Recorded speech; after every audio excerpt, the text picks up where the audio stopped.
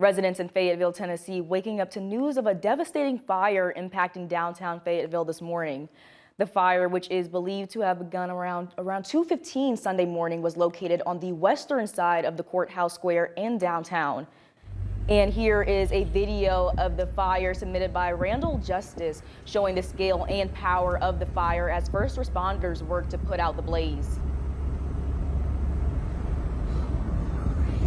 And the fight lasted through Sunday morning. You can see crews working this morning to fully put out the fire, which included departments from both southern Tennessee and North Alabama, including Huntsville Fire and Rescue.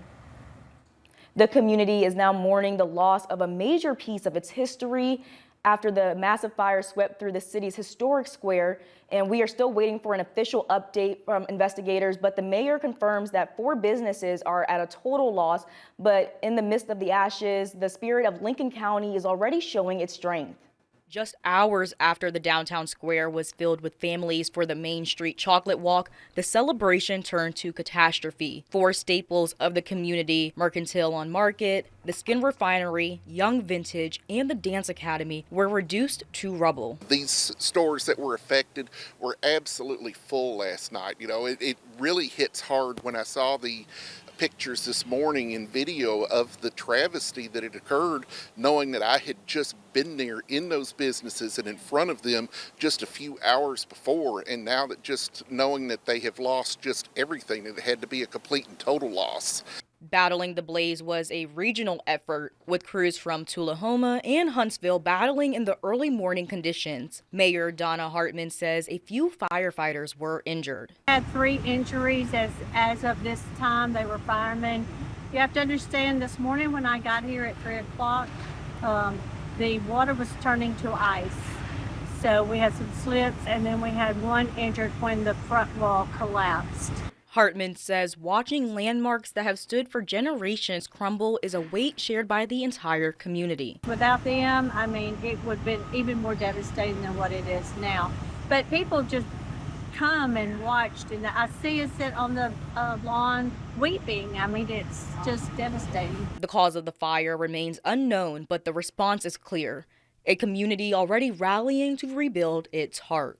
We're supporting each other. There were so many that just showed up immediately providing Gatorade, water, snacks and such for those that were here protecting this area. It just shows how this community comes together in time of need.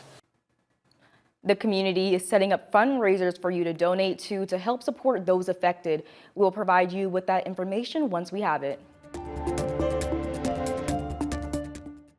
Nancy Guthrie was last seen by her family on January 31st when she joined relatives for dinner and game night near her home outside Tucson, Arizona.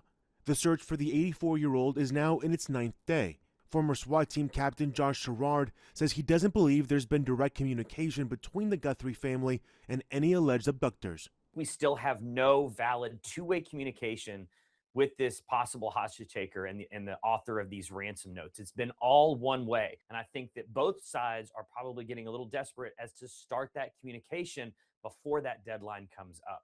The deadline in one of the initial purported ransom notes was for Monday at 5 p.m., demanding millions in Bitcoin. In a video released Saturday, Savannah Guthrie and her siblings issued a clear message. We beg you now to return our mother to us so that we can celebrate with her. This is the only way we will have peace. This is very valuable to us, and we will pay. Retired FBI supervisory agent Lance Lessing says investigators are closely working with the Guthrie family. They're following a pretty solid playbook, trying to humanize the victim initially in that first, trying to open lines of communication, trying to get proof of life. This second statement, very different, but still a playbook. Still offering to pay, offering to get that open line of communication. How do we pay? I'm Ivan Rodriguez reporting.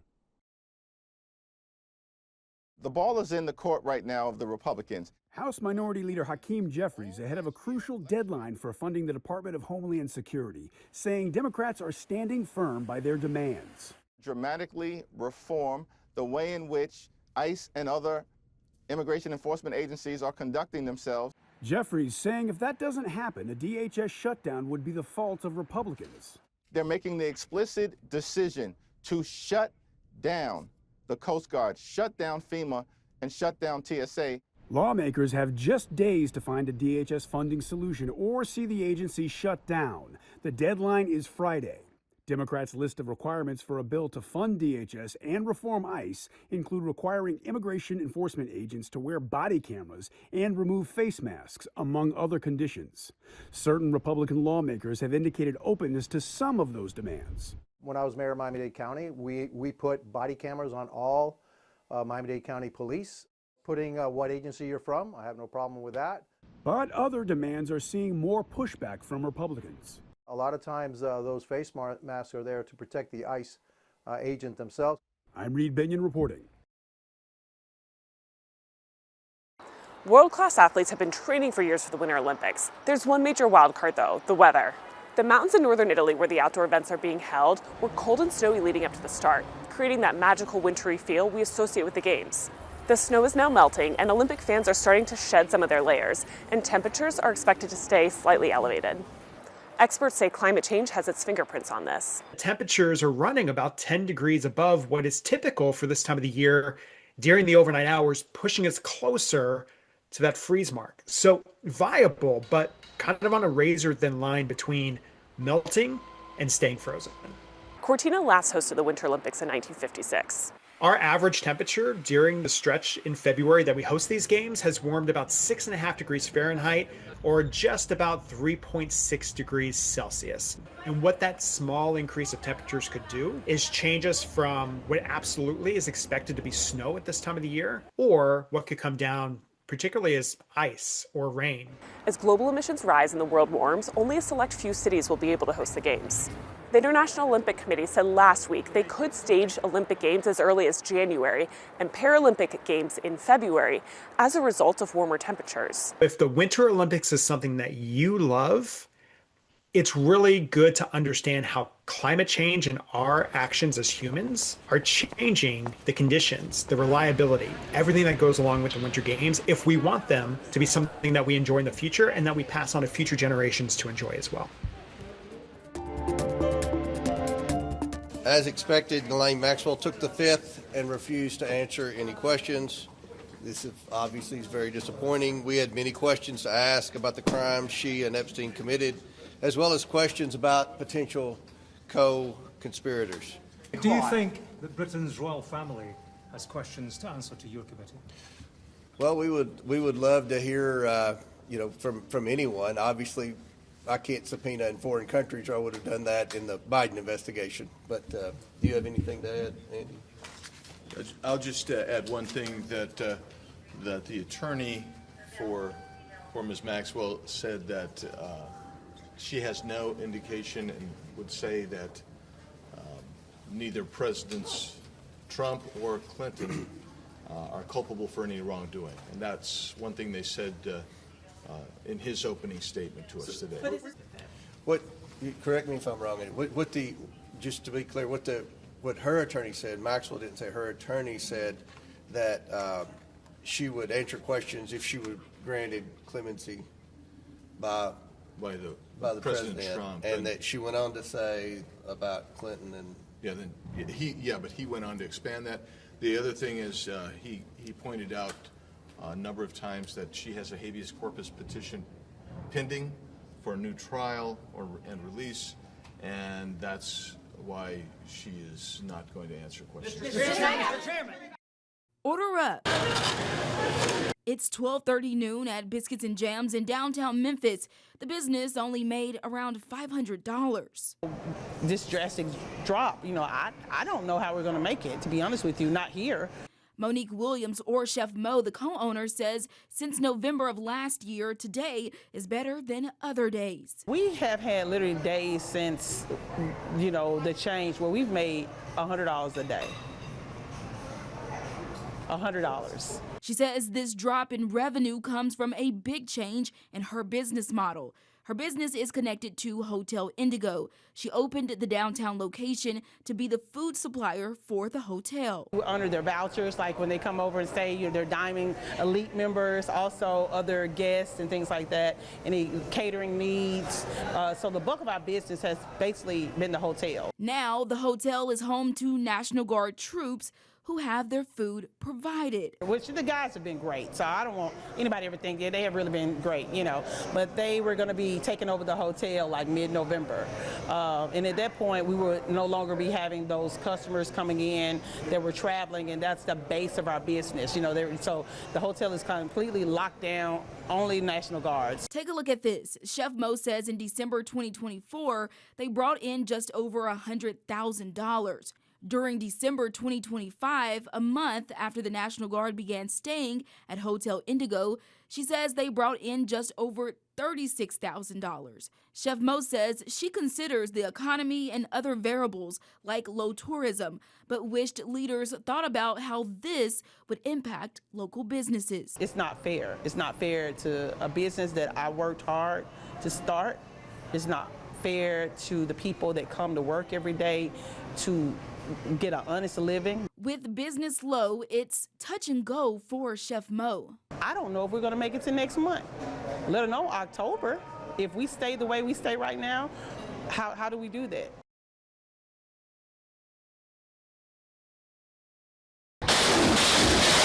President Trump is facing challenges on multiple fronts overseas this week. In Ukraine, the administration reportedly set a new deadline to end the war by June, or both sides will face significant pressure. Moscow blaming American negotiators for the stalemate. They made a proposal regarding Ukraine and we were ready to accept it, and now they are not. But time could be running out with Russia stepping up its air campaign against Ukraine's energy infrastructure. This is a level of strikes that no terrorist in the world has ever allowed themselves. The White House is proposing holding the next round of talks in the U.S. for the first time. But on Capitol Hill, the president's critics say these negotiations are just another Russian stall tactic. Putin has played President Trump. All of these starts and stops with negotiations around Ukraine simply allow the Russians to continue to pound the Ukrainians. Meanwhile, things are heating up in the Middle East. Nuclear talks with Iran not making much headway.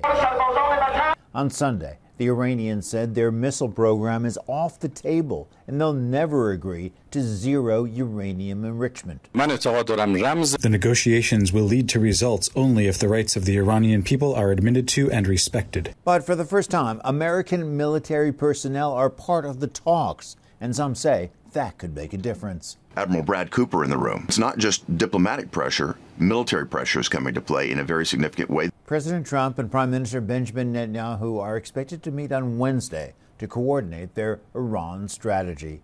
In London, Greg Palcott, Fox News.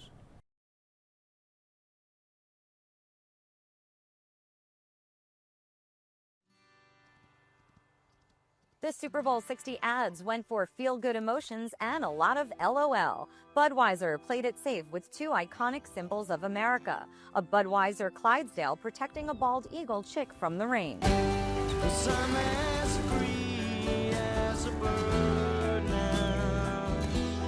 But I think that as a country, we need to start coming back together. And I think beer is something that's always brought people together. And I think this commercial is a good way to start that discussion again, bringing folks together that'll love the commercial, regardless of what your political background is. I mean, how can you hate Eagles? How can you hate Clydesdales? How can you hate Freebird and Leonard Skinner? Dove featured young athletes dancing in its latest service spot about body image and girls' sports. There was no shortage of celebs. George Clooney popped up in one of two Super Bowl ads from Hollywood director Yorgos Lanthimos. Celebrity talent is definitely a driver. It brings in the fan base of those celebrities from their other assets, whether it be movies or television or music. Sabrina Carpenter built her dream man out of potato chips. Pringle Leo. Actor and comedian Andy Samberg channeled Neil Diamond for Hellman's. Last year they did that iconic scene from When Harry Met Sally, you know, in the deli, in Katz's Deli. yeah. So now they went for the music aspect.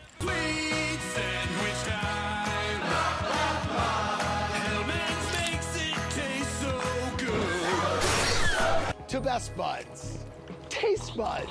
Bravo host Andy Cohen took a break from the reality TV world to walk a gigantic gummy down a red carpet for nerds. This year's Dunkin' commercial had Ben Affleck spoofing Good Will Hunting. Matthew McConaughey and Bradley Cooper feuded over football and food in a spot for Uber Eats. Football's not selling food, McConaughey. Mike Tyson got political talking Maha. I was so fat and nasty. I would eat anything. I was like 345 pounds. A quart of ice cream every hour.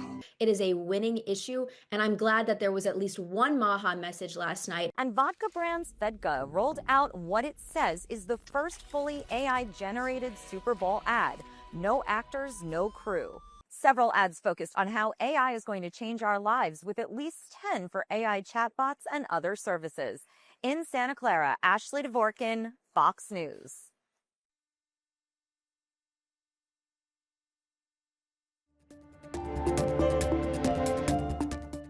You may not make Olympic history like Layla Edwards or ski for Team USA, but don't let that dash your dreams of being in the best shape possible. It's very inspiring to see elite athletes who work so hard to get to the world's greatest stage in sports. And it's very natural for everyday people to watch it and be inspired. Dr. George Elderry with Orlando Health says even if you're not an Olympian, you can win good health with hard work, dedication, and sacrifice.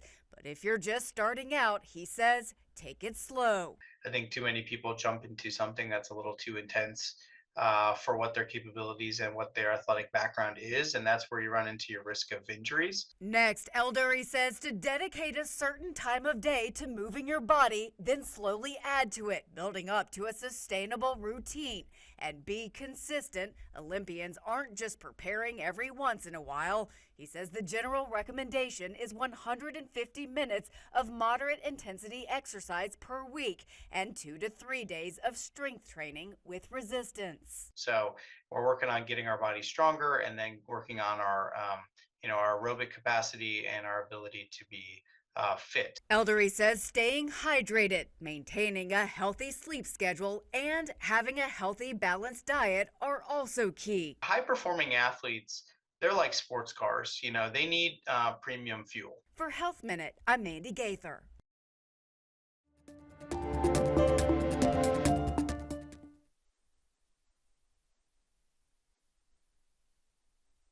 Students listened closely as the instructions were read. They were being tasked with accessing medical care while providing for a family on a fixed income at or below poverty level. We really want students to understand, regardless of their own background and their own lived experiences, that these are some of the challenges that our clients face. The room full of future occupational therapists actively engaged in the stimulation, navigating childcare, transportation, food, and bills, all while the instructors emphasize that when they graduate, they will be on the other side of healthcare. As occupational therapists, we really look at the client holistically and really try to understand that their environment impacts them. Occupational therapists evaluate mental, physical, and developmental disabilities to create personalized treatment plans. No matter what they are dealing with, no matter what barrier they're facing, we work with them as they are. The profession is ideal for treating at-risk communities, but according to recent data, Nevada is facing a shortage. The amount of clients outseed the amount of therapists that are here in Southern Nevada. The state has roughly 1,200 licensed occupational therapists with a population of 3.2 million, placing the population that needs services the most at the end of the line. Students like Jessica and James, both in their final year of studies, say that's a major reason why they chose the profession and why the California natives say they plan to stay and work here in Las Vegas. There's a lot UTs can offer to the community, and that we really want to increase that number so that we are able to make a better impact on the communities we serve. Talia Kirkland, Fox 5 News, local Las Vegas. For frustrated job seekers, the problem may not be you. It may be the labor market. Multiple new reports point to more layoffs and fewer openings. The data actually aligns with what we hear anecdotally, and that is that job seekers are finding more difficult. Longer search times are a fact for many who are looking for work. A report released Thursday by the outplacement firm Challenger Gray and Christmas said January layoff announcements were the highest to start a year since 2009, pushed higher by tens of thousands of cuts by UPS and Amazon. Challenger also noted the lowest January hiring number since they started tracking in 2009. Payroll firm ADP estimated private sector companies added just 22,000 jobs in January, with growth driven entirely by the education and health services industry. Mark Hamrick, senior economic analyst for Bankrate, says such narrowly concentrated hiring growth isn't the hallmark of a robust economy, despite top-line numbers. The national data is in aggregate, meaning we're sort of lumping everybody in together in the same pile of numbers. And the reality is that your results may vary. The Bureau of Labor Statistics released data Thursday showing the estimated number of job openings at the end of December sank to the lowest level since September 2020 during the pandemic. The data adding up to more confirmation that the low hire, low fire labor market has carried into 2026. In Washington, I'm Karen Kafa.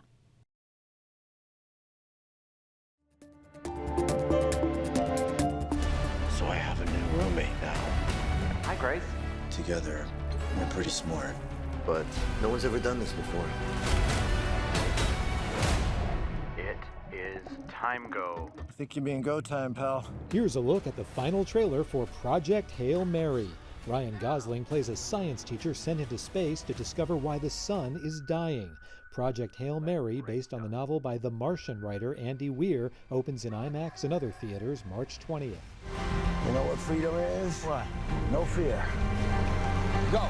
Paul Thomas Anderson appears to be in the driver's seat in this year's Oscars race. The Directors Guild of America has given The One Battle After Another director its top prize. The DGA winner has gone on to win the Oscar for Best Director in each of the last 5 years. If you would have asked me 10 years ago if I was going to have security concerns at a librarian conference, I would have been like, you're nuts. The Librarians looks at the battle over books with race-related and LGBTQIA+ content and the consequences for education, free expression, and what it means to be a librarian. The Independent Lens documentary debuts today on PBS and the PBS app. In Hollywood, I'm David Daniel. I know living in my parents' house wasn't exactly part of the plan. Every day is the same thing. These people are crazy. It's the Burbs, babes. The Burbs puts a modern spin on the 1989 horror comedy cult classic. The movie is iconic and so incredible, and it's perfectly ripe to, translate for the modern times because, we all have neighbors. We all like to watch our neighbors. It's a universal theme, whether we want it or not. We do all feel uncomfortable in our own weird ways, and that's how we actually build a sense of community. Instead of, harping on what makes us different, we focus on the things that make us alike. And then, of course, we've got a murderer to uncover. Nothing binds you more. Nothing will bring you together more than needing to uncover a murderer. They had a daughter who died in the house. So are we gonna go in? Do white ladies love salad? Hell yeah, we're going in.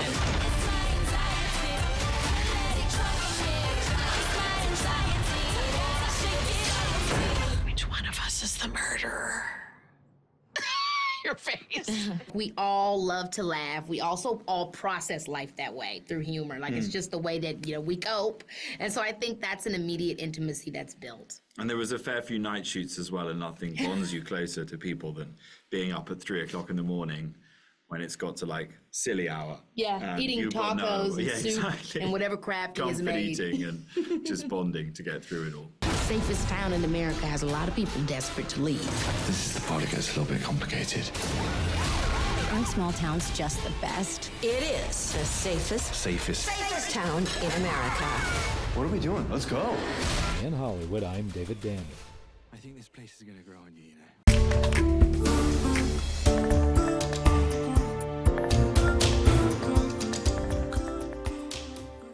Valentine's Day is a moneymaker where a lot of guys do a lot of wrong and bricks come through windows. At After Hours Auto Glass on Baldwin, heartbreak doesn't just hurt, it leaves evidence. Some of these are heavy. Yeah, like that one right there, that's the one that broke all the windows. This one? This one here. His collection is filled with rocks, bricks, and even a donkey statue. He had nothing to do with it, but he got involved. Mark has run this shop for 20 years and says he remembers the story behind almost every throw. But this one really stood out to me. I saw a Bible verse and I looked at him. I was like, what's going on? He goes, she wrote that on there before she threw it to the back window. He says one customer even kept coming back. Whatever he did was pretty bad. Because he came in for a busted window 9 times. I mean, did you give him a discount? After a while, we became buddies. Mark says love lessons can get expensive. He says he sees this all the time, People don't realize in the glass business that we see this. with some repairs costing up to $3,000 if every window is shattered. Don't cheat. It's going to cost you an arm and a leg to fix these windows. Mark says he's been with his wife since the 7th grade, and now all 7 of their children work at the family business. To tell you the truth, a lot of these people that do it, they get back together. What do you think that says about love in Corpus Christi? It's that toxic love. You know how that goes. I don't know how that goes. No, I don't. I call the Battleship, New Jersey, my second home. I've been a tour guide for over 20 years on the Battleship, and it was one of the most wonderful things I've ever done in my life. Happy birthday, dear Johnny. Happy birthday to you. Thank you. My most important memory I have of being on the Battleship was when I was on duty, the midnight shift off the coast of Guam. We were getting ready for the invasion of Japan, and there were ships as far as the eye could see. And I was on duty, the 12 o'clock shift, when I heard a message coming from SINCPAC in Pearl Harbor.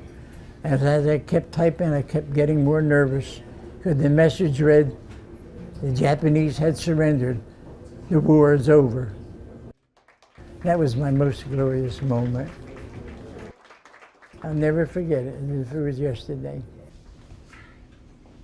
Here as a ship, we are a museum, but we're a memorial, and we share the sacrifices and the stories of those who have served with future generations in hope of continuing to inspire that service. You know, there's still a certain reverence when you talk to a World War II vet. Unfortunately, Johnny's one of the very few that we have that are still around here. It's almost, for a young kid today, I feel, and young kids, it feels like almost something of a different generation, of a different past. And there will only be a few more years where we have World War II vets in this world, unfortunately. And it is just that much more important that we continue to tell their stories, so their stories and their legacy lives on. And that's our mission here at the Battleship. We've all seen those Boston Dynamics videos showing their robots running and dancing, but with this latest one, I feel like now they're just showing off. The company shared a clip of their Atlas robot pulling off a cartwheel and backflip combo that would make an Olympic judge do a double take.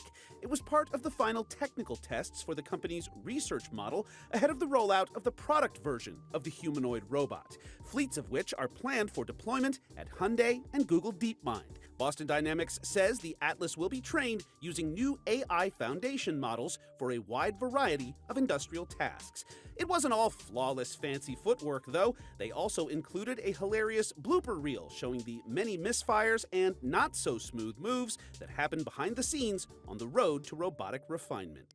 Speaking of bots that don't always stick the landing, an Amazon delivery drone had a rough aerial approach when it reportedly crashed near a Richardson, Texas apartment building, raining down debris before plummeting to the ground. The cause of the crash is unclear, but no injuries were reported, and Amazon said the building, quote, sustained minimal damage and it's arranging repairs. It also apologized for any inconvenience.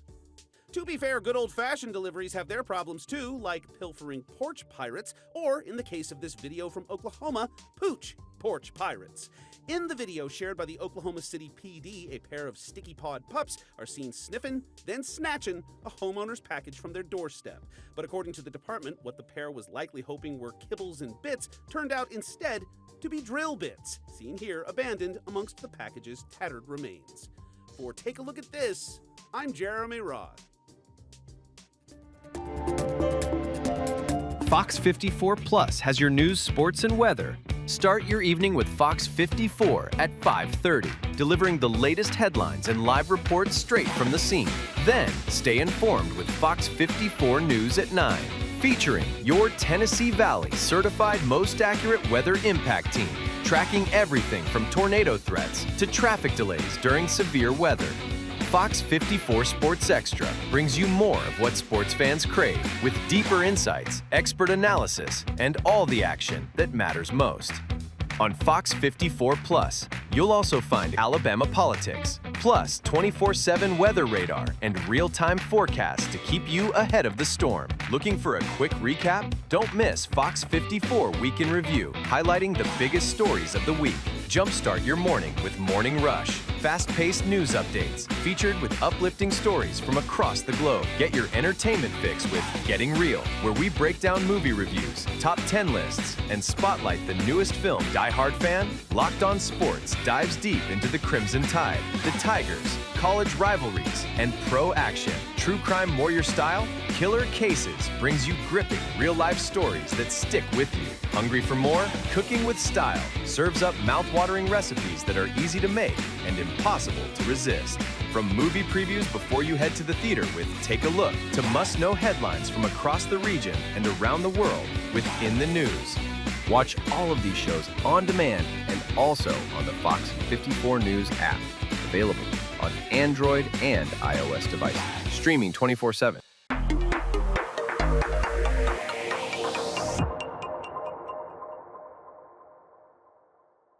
Did you know that you can get weather impact updates 24/7 on Fox 54 Plus? Here's how.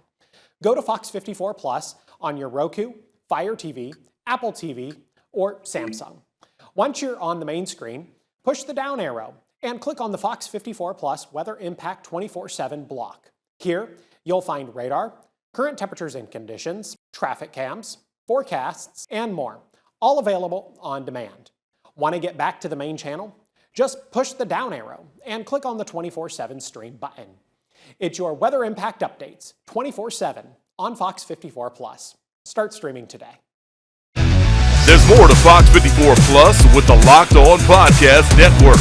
From the Tide to the Tigers, from college teams to pro, the Locked On Podcast Network gives you insights and analysis you just can't find anywhere else. These kids, they want to play. And I don't think so. I think it was Chad Baker Mazzara. Locked On Sports, streaming every day of the week and right here on Fox 54 Plus.